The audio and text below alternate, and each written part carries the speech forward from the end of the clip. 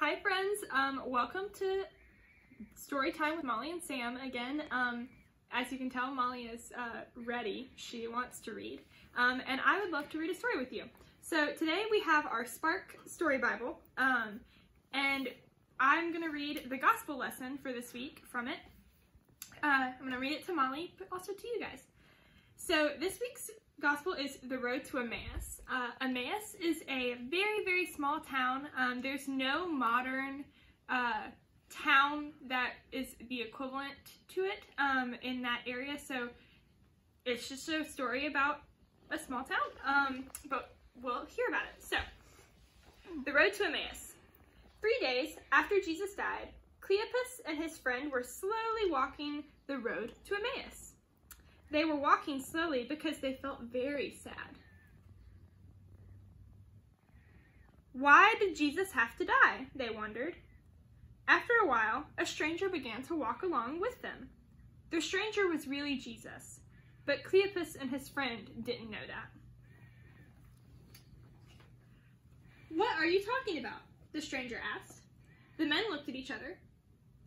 "Are you the only person in town who doesn't know what happened?"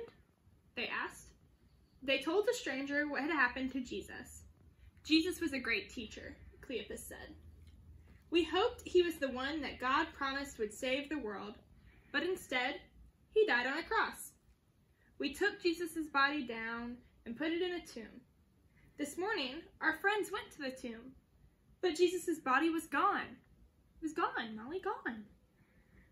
They said there was an angel instead. The angel told our friends, 'Jesus is alive.' But..." "Stop being silly," the stranger said. "How many times do you need to hear this? It was God's plan for Jesus to die and become alive again to save the world." By now, they were almost to Emmaus. Cleopas invited the stranger to stay for dinner. During dinner, the stranger picked up a loaf of bread, broke it, blessed it, and gave each man a piece. All of a sudden, Cleopas and his friend recognized the stranger. It was Jesus. But then Jesus disappeared.